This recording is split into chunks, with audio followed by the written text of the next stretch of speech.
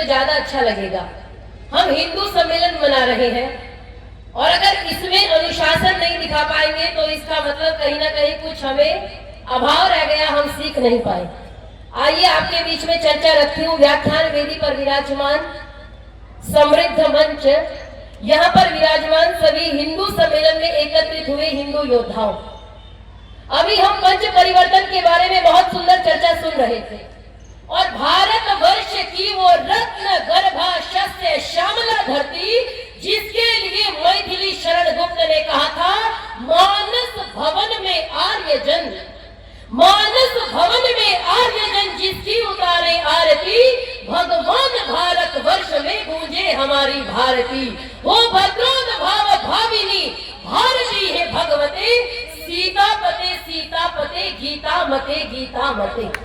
ये वो धरती जहां पर समय समय पर अनेक महापुरुष जन्म लेते रहे, ये वो धरती जो वीरों को जन्म देती रही।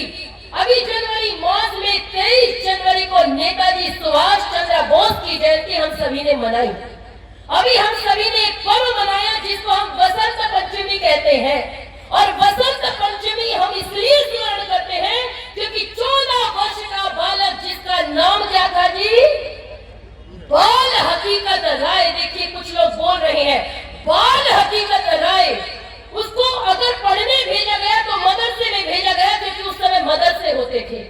आप विचार कीजिए हम कौन थे, क्या हो गए और क्या होंगे अभी। आओ मिलकर के विचारे ये समस्याएं सभी। 14 वर्ष का बच्चा मदरसे में पढ़ने जाता है और इतना होनहार बच्चा है, जितने बच्चे वहां है वो सबसे बुद्धिमान है।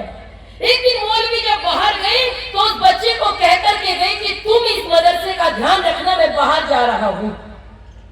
वो बच्चा जब बैठा था तो कुछ बच्चे उसके साथ शैतानी करते हैं, माँ दुर्गा को गलत शब्दों का प्रयोग करते हैं। उसने कहा मेरी माँ दुर्गा को गाली मत दो, गलत शब्दों का प्रयोग मत करो। उन्होंने कहा नहीं हम तो ऐसे ही करेंगे और करते रहे। आप विचार करो 14 वर्ष का बच्चा, वो कहता है कि जो शब्द मेरी माँ दुर्गा को कह रहे हो वही तुम्हारी फातिमा के लिए भी है। बस इतने शब्द का प्रयोग किया और उस बच्चे को जब सजा सुनाई गई उसको कहा गया या तो इस्लाम कबूल करो और या तुम्हारी गर्दन को उड़ा दिया जाएगा। और मैं गर्व करती हूं हम बाई चांस हिंदू नहीं है, हमने डर के तलवार के बल से धर्म परिवर्तन नहीं किया, हम इसलिए हिंदू हैं, हमने चोटी जनेऊ कटने नहीं दिया। उस बच्चे ने कहा खंजर से उड़ा दो चाहे मेरी बोटी बोटी को, दूंगा नहीं चोटी को, मैं दूंगा नहीं चोटी को, और उसकी गर्दन उड़ा दी गई। इसलिए हम हिंदू हैं।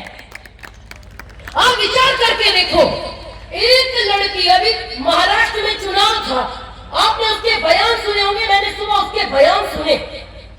देश को बचाने की आवश्यकता क्यों है, धर्म को बचाने की आवश्यकता क्यों है। हिंदू सम्मेलन मनाने का उद्देश्य ये है कि आज हिंदुओं पे जो संकट है वो सबसे बड़ा संकट है लव जिहाद और धर्म परिवर्तन। इतनी धर्म परिवर्तन की आंधी चल रही है और लव जिहाद को जो जिस स्तर पे हो रहा है आप विचार भी नहीं कर सकते।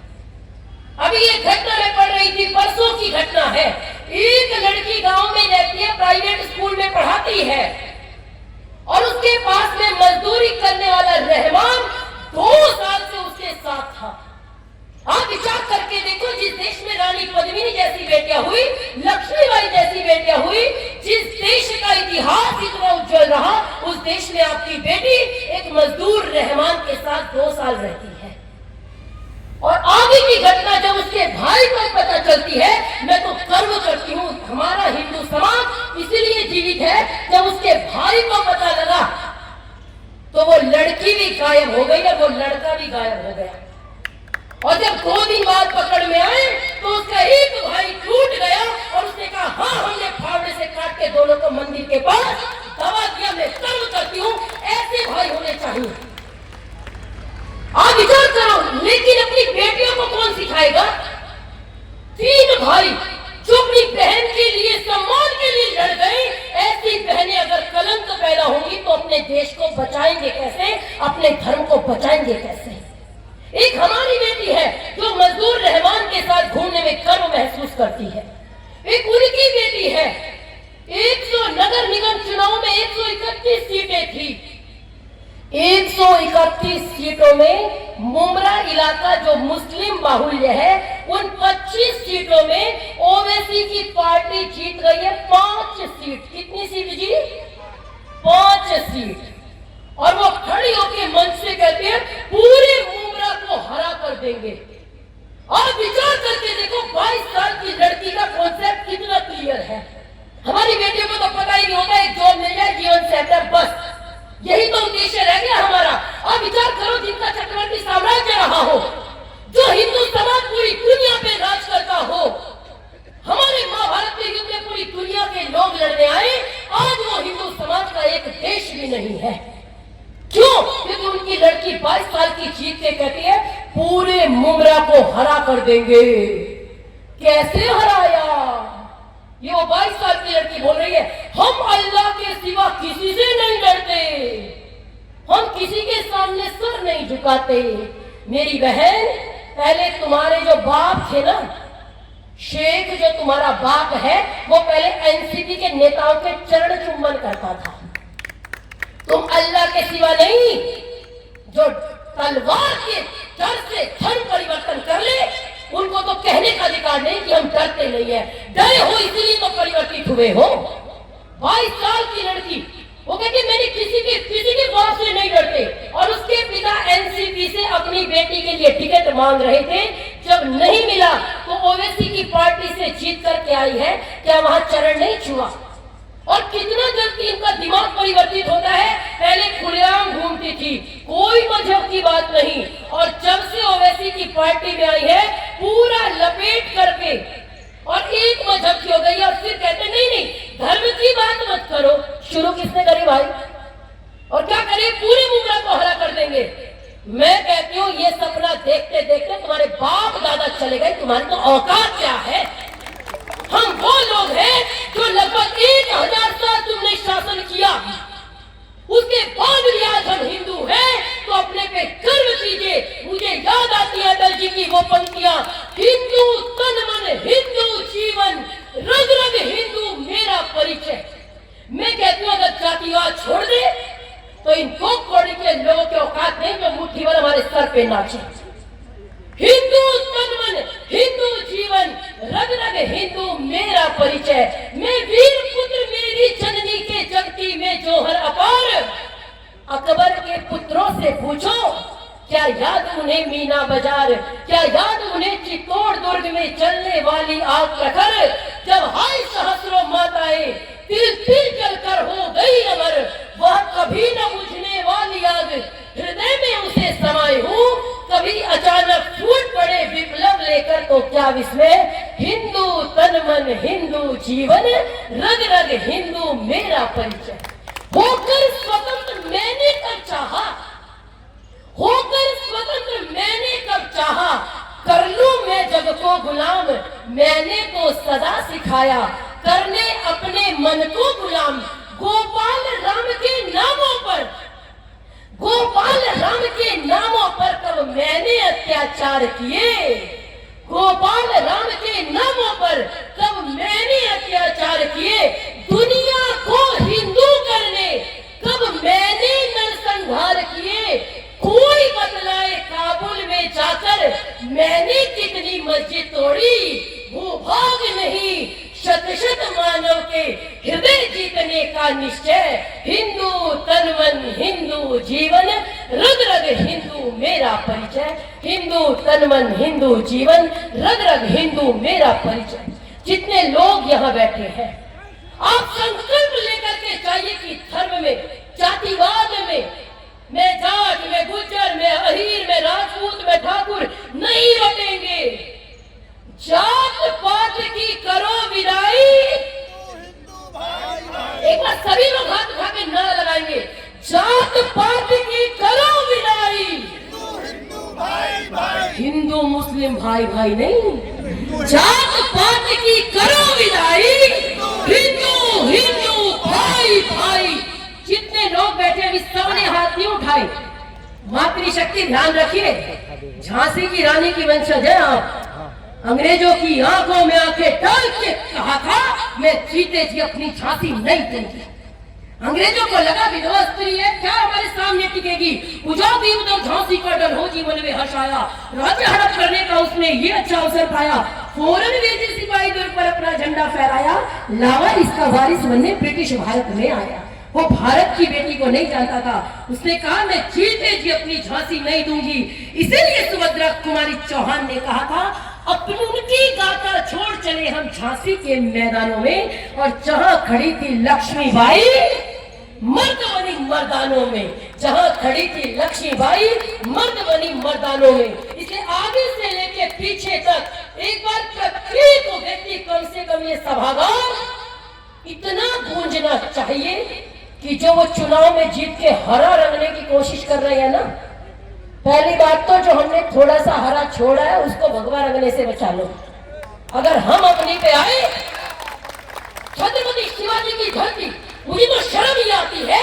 ये राज ठाकरे, ये बहुत बड़े, हम तो मराठी बोलो। इनके जीवन का केवल पहली बार मैंने कई साल पहले राज ठाकरे को सुना आपकी अदालत में। मुझे लगा वाह क्या स्पष्टीकरण है, क्या वक्तव्य शैली है। ये व्यक्ति नेता बन सकता है, बहुत बड़े स्तर का बनेगा। लेकिन जो शिलालेख बन सकते थे, अखबार बनाकर क्या पाया।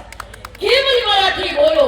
शिव सैनिक, वो महाराष्ट्र की धरती जहां छत्रपति शिवाजी महाराज जैसे योद्धा हुए, जिन्होंने हिंदवी स्वराज्य के लिए पूरा जीवन लगा दिया। जहां उनके नाम से अगर चली तो शिवसेना चली, जहां बाल ठाकरे का एक छत्र साम्राज्य रहा। इसीलिए कहा जाता है, पुत्रों को संस्कार दो, वरना नालायक औलाद मुमरा को हरा करवा देती है। इसलिए अपनी औलाद को संस्कार देने चाहिए। वो 2 कौड़ी की लड़की, 22 वर्ष की लड़की राज ठाकरे की सत्ता में, उद्धव ठाकरे की सत्ता में कह रही है, पूरे मुमरा को हरा कर देंगे। मैं कहती हूँ, जब केसरिया लहराएगा, तब होश ठिकाने आएगा। एक बार सभी लोग नारा लगाएंगे, जब केसरिया लहराएगा, तब होश ठिकाने आएगा। इसलिए जातिवाद में मत बटिए, अपनी बेटियों को संस्कार दीजिए जैसे उनके कॉन्सेप्ट क्लियर है।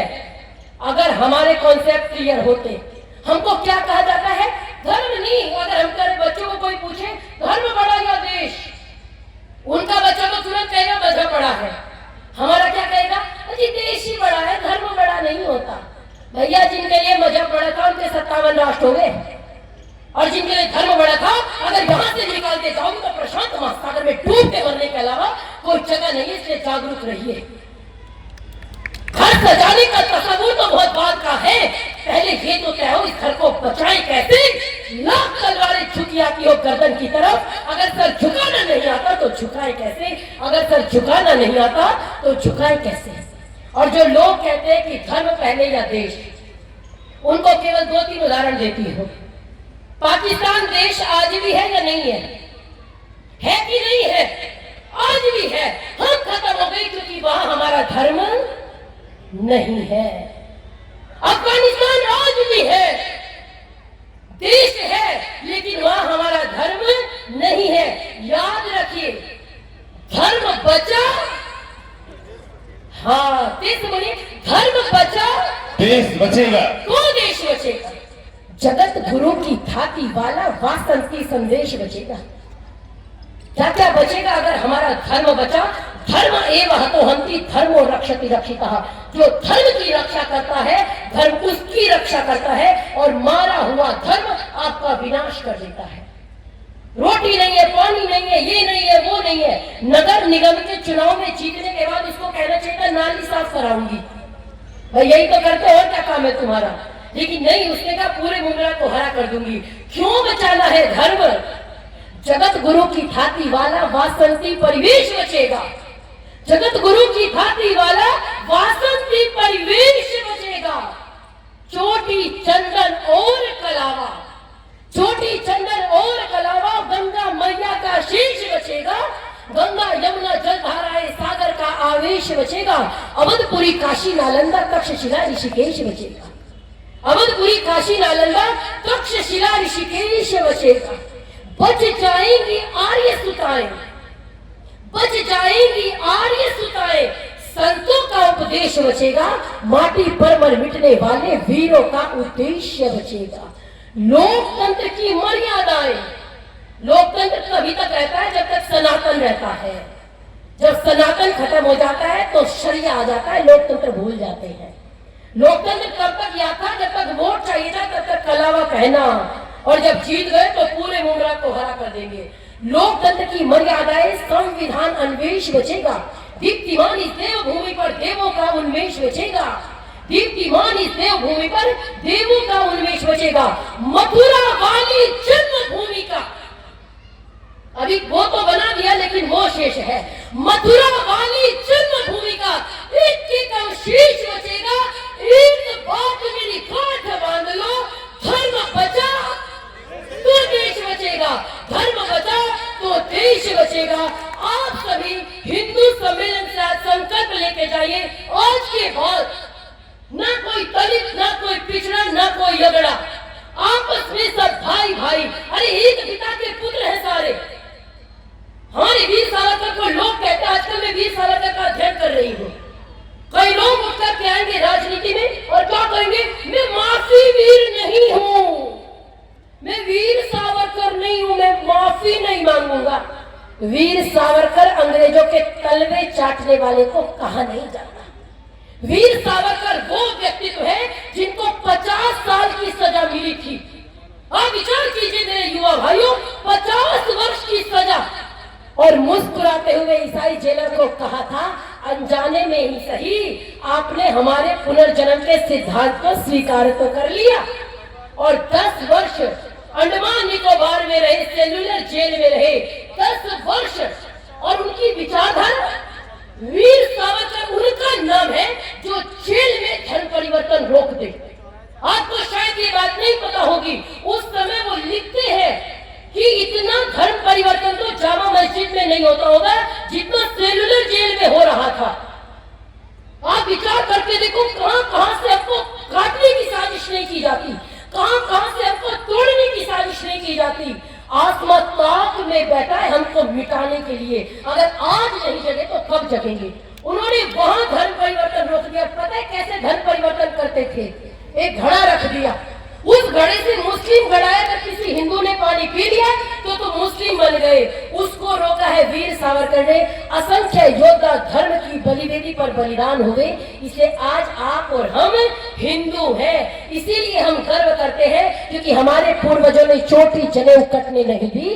तो आज संकल्प लेके जाइए, कोई भेदभाव आज के बाद, अगर अब तक भी किया है, आज के बाद किसी भी हिंदू के साथ भेदभाव नहीं करना है। क्या नहीं करना है?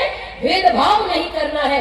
वीर सावरकर लिखते हैं, अगर एक भी हिंदू जाता है, आप उनके विचार पढ़ के देखो, अगर एक भी हिंदू जाता है और वो किसी काम का भी नहीं है, अगर वो चोर भी है, डकैत भी है, तो भी उसको जाने मत दो, क्योंकि कम से कम वो डकैती तो करेगा अगर हिंदू रहेगा। अगर वो विधर्मी बन गया तो गो हत्या भी करेगा और मंदिरों का नुकसान भी करेगा। इसलिए अपने में से एक भी हिंदू को जाने नहीं देना है। इसीलिए जात पात की विदाई करनी है। आरएसएस इस दिशा में बहुत ज्यादा कार्य कर रहा है। जितने बंधु यहाँ कार्य कर रहे हैं, इनके घर की लड़ाई नहीं है। आपको लगता है कि ऋषि के घर की लड़ाई है? आपको लगता है विभाग प्रचारक जी के घर की लड़ाई है? अरे घर फूंक के तमाशा देखने वालों में ये लोग हैं। ऐसे हिंदुत्व तो नहीं बचा है। ऐसे असंख्य योद्धा अपने घर को बलिदान करके आज देश बचाने में लगे हैं। जब हमारे बच्चों में कोई समस्या आती है, हमारी बेटी लव जिहाद में फंसी है, तो हमको बजरंग दल याद आता है, हमको आरएसएस वाले याद आते हैं, हमको आर्य समाज याद आता है। क्यों भाई अपने बच्चे को वहां नहीं भेजते? लेकिन भगत सिंह तो चाहिए, लेकिन दूसरे का चाहिए। मेरा बच्चा तो एक है, वो कॉन्वेंट में पढ़ेगा। याद रखिए, एक बच्चा कम से कम एक सनातनी धर्म प्रचार के लिए अवश्य दे, तो निश्चित रूप से आज जो पतन चल रहा है उसको हम बचा पाएंगे। अगर आज नहीं बचे, जब चारों तरफ से आंधी, आपकी शिक्षा पे आंधी, और क्या कहेंगे, अयोध्या में क्यों आपने मंदिर बनवाया? आप वहां हॉस्पिटल खुलवा देते। भैया बांग्लादेश में, बंगाल में क्यों बनवा रहे हो बाबरी मस्जिद? थोड़ा बाप है बाबर, रिश्तेदार तुम्हारा क्या लगा बाबर? मैं कहती हूँ बाबर एक विदेशी आक्रांत था, लुटेरा आक्रांत था, जिसके नाम पे भारत में सुलभ शौचालय के अलावा कुछ होना नहीं चाहिए, उसका नाम बाबर है। जब 22 जनवरी आता है ना, हॉस्पिटल बहुत खुल रहे हैं, हॉस्पिटल की बात भी हम ही करते हैं। आप तो हरे रंगने की बात करते हो, पढ़ाई की बात भी हम करते हैं, शिक्षा की बात भी हम करते हैं, गुरुकुलों की बात भी हम करते हैं। आप करते हैं जातिवाद की राजनीति। 15 मिनट पुलिस हटाने की बात आपने की, जवाब हम देते हैं। एक बार पुलिस हटी थी गोधरा में, इलाज हो गया, आज तक रोते हैं। एक बार झेल नहीं पाएंगे, लेकिन भड़का के वोट लेना है। मैं कहती हूँ जिस दिन हम अपनी पे आए ना, 22 आज मैं सुबह एक विचार कर रही थी, एक सीट मुमरा में 5 सीट जीत के 22 साल की लड़की कह रही है पूरे मुमरा को हरा कर देंगे। जितनी हमारे पास सीट है तुमको तो देश निकाला दे देना चाहिए, जिस हिसाब से तुम्हारे कर्म है। फिर भी हम झेल रहे हैं। हमको चुनौतियां, विचार करो, हम बहुसंख्यक है, हम वो है महाराणा प्रताप अपनी मातृभूमि के लिए लड़े, हम वो है उनकी बेटी चंपा पिता के साथ कंधे से कंधा मिला के लड़ती है। हम उस परंपरा के लोग हैं जो शेर के दांत गिनते थे। वंशज भरत के सामने आ जाए सिंह भी तो खेल खेल में ही जबड़े को फाड़ देते हैं। हम उस परंपरा के लोग हैं। हम उन छत्रपति शिवाजी महाराज की संतानें हैं जिन्होंने औरंगजेब जैसे क्रूर राक्षस को भी घुटने टिकवा दिए थे। हम उन छत्रपति शिवाजी महाराज की संतानें हैं, लेकिन चैलेंज करते हैं, फिर भी हम चुप रहते हैं। हमको लगता है आज तक ये कुछ नहीं कर पाए, आगे क्या करेंगे। लेकिन मैं अपने सभी सनातनी बंधुओं से अनुरोध करूंगी, एकजुट रहिए। संगच्छध्वं संवदध्वं संवो मनांसि जानताम। वेद कहता है अगर एकजुट होकर के लड़ते, आप इतिहास पढ़िए, आपको बार बार महसूस होगा अगर संगठित होते तो क्या अद्भुत होता। केवल जातिवाद में ना बटे होते तो आज जो दृश्य देखने को, जो पाकिस्तान हमारा हिस्सा, अफगानिस्तान किसका हिस्सा, हमारा हिस्सा, और एक कोड़ी, एक दो कोड़ी का व्यक्ति कहता है हम किराएदार नहीं है, सभी का खून है शामिल यहाँ की मिट्टी में, किसी के बाप का हिंदुस्तान थोड़ा ही है। अरे जिनके अब्बा ले चुके पाकिस्तान, उनका हिंदुस्तान थोड़ा ही है। जय श्री राम, जय श्री राम। और ये केवल उनके लिए है जो बाबर को अपनी बाप मानते हैं, ये केवल उनके लिए है। आप विचार करो, श्री राम का मंदिर बन रहा था। जब मुझे कोई भाईचारे की बात करता है, दरअसल मेरे कॉन्सेप्ट बहुत क्लियर है। मुझे किसी से वोट नहीं चाहिए, मुझे किसी से कुछ नहीं करना। मेरा आराध्य केवल सनातन है, मेरा आदर्श केवल मर्यादा पुरुषोत्तम श्री राम है। श्री राम की संतानें भी डरेंगी तो बचेगा कौन, इसलिए डर नहीं लगता। क्या कहते हैं भाईचारे की बात, अगर भाईचारा होता तो हमको 500 साल मंदिर के लिए संघर्ष नहीं करना पड़ता। राम जी के देश में राम मंदिर के लिए संघर्ष किया। अगर भाईचारा होता तो ज्ञानवापी मंदिर के लिए संघर्ष नहीं करना पड़ता। अगर भाईचारा होता तो हमको मथुरा में श्री कृष्ण जन्मभूमि के लिए संघर्ष नहीं करना पड़ता। अभी बहुत संघर्ष किए हैं, आगे संघर्ष शेष है, याद रखिए। लेकिन अगर हम सभी एक होंगे, संगठित होंगे, यही कह के वाणी को विराम दूंगी। सभी युवा केवल वो नहीं जो उम्र से युवा है, युवा वो है जो मन से युवा है, और युवा में बहुत शक्ति होती है। युवा का उल्टा करा तो वायु, और वायु जितना वेग जिसमें होता है वो होता है युवा। क्या कर सकता है, चट्टानों को चटका दे, रवानी उसे कहते हैं। चट्टानों को चटका दे, रवानी उसे कहते हैं। दिल पे जो नक्शा हो जाए कहानी उसे कहते हैं। अरे क्या बताएं आपको करिश्मा क्या होता है, क्या बताएं आपको करिश्मा क्या होता है। पलटने जो हिमालय को जवानी उसे कहते हैं, पलटने जो हिमालय को जवानी उसे कहते हैं। ये जो भी चुनौती दे रहे हैं वो सब हमको स्वीकार है, क्योंकि हम उत्तर प्रदेश से हैं और हमारा जो नेतृत्व करता है उनका नाम है बुलडोजर बाबा। अगर बुलडोजर बाबा की संतानें भी डरेंगी तो बचेगा कौन। इसलिए एकजुट रहिए। संगठित हिंदू के सामने कोई टिक नहीं सकता। उनके एक व्यक्ति से लड़ाई होती है, सारे संगठित होके आते हैं। हमारे एक व्यक्ति से लड़ाई होती है, अन्य तमाशा देखते हैं। जिस दिन आपने उल्टा पत्थर फेंका, दुनिया में इनसे डरपोक कुछ नहीं है, सच बता रही हूँ आपको। आपको केवल अड़ते नहीं है, बस यही बात है। आपके पीछे पागल झुंड आ रहा है, आपको आ जाओ भाई, आज एक तरफा देख लेता है, या तो तुम नहीं या हम नहीं। मैं ईश्वर की शपथ लेके कहती हूँ आपको भीड़ नहीं दिखेगी। एक बार दंगा किया था बरेली में, ऐसा इलाज किया, चप्पल आज तक नहीं मिल रही है। भारत माता की और फिर क्या कहते हैं, अल्लाह के सिवा किसी से नहीं डरते, डरते तो सबसे हो, बस डराने वाला होना चाहिए। झुकती है दुनिया, झुकाने वाला होना चाहिए। बस एक बात में याद रखना, अगर आपके लिए सनातन सर्वोपरि होगा, कोई व्यक्ति सर्वोपरि नहीं है, हमारे लिए राम जी सर्वोपरि है, सनातन सर्वोपरि है। जो मेरे धर्म की बात करेगा वो देश में राज करेगा, बस इतनी बात जान लीजिए, दुनिया आपके कदमों में झुकेगी। वीर सावरकर ने कहा था, अड़े रहिए, ये तो कोर्ट के ऊपर जनेऊ पहन के आएंगे। हालात वही है, बस हिंदू समाज को संगठित रहना है, झुकने नहीं देना है। हमारे एक भी भाई का मस्तिष्क ना झुके, ये हमको सुनिश्चित करना है। अंतिम में दो पंक्तियां कह के वाणी को विराम। एक बार मैंने जरा सा सूर्य से कुछ यूं कहा, और जो 22 साल की लड़की, मुझे लगता है आपकी आंखों से वो चेहरा नहीं जा रहा होगा, मुझे सुनकर के इतना बुरा लगा, पूरे मुमरा को हरा कर देंगे। अब राज ठाकरे कौन सा मुंह में दही जमा के बैठ गए, भाई बोलते क्यों नहीं? ये जितनी मर्दानगी है तुम्हारी, ये यूपी और बिहार के गरीब लोगों पे चलती है, किसी अमीर आदमी के तो चरण छूते पाए जाओगे। नाम शिवसेना और काम शिवसेना वाले। आप विचार करो, मुंबा देवी की धरती पर खड़े होकर के वो लड़की हरे रंग में रंगने की चुनौती देती है। अगर आज भी खून ना खोले, कैरत है जवानों के घर खून उबल जाते, मर्दों की तरह जाकर के मैदान में मचल जाते। कुछ बात है मुसाफिर ये हिंदू नहीं पिघलते, कुछ बात है मुसाफिर ये हिंदू नहीं पिघलते, वरना बनिए तेरी आहों से तो पत्थर भी पिघल जाते, वरना बनिए तेरी आहों से तो पत्थर भी पिघल जाते। एक बार मैंने जरा सा सूर्य से कुछ यूं कहा, आपके साम्राज्य में इतना अंधेरा क्यों रहा? तुम तमा कर वो लहड़ा, मैं अकेला क्या करूं? तुम निकम्मों के लिए मैं ही भला कब तक लड़ूं? सूर्य की आराधना के चक्करों में मत पड़ो। वो सरकार को नहीं देखते, अपना सिस्टम मजबूत करो। इसलिए कह रही हूं, सूर्य की आराधना के चक्करों में मत पड़ो। संग्राम ये घनघोर है, कुछ मैं लड़ूं, कुछ तुम लड़ो, कुछ मैं लड़ूं, कुछ तुम लड़ो। भारत माता की जय, भारत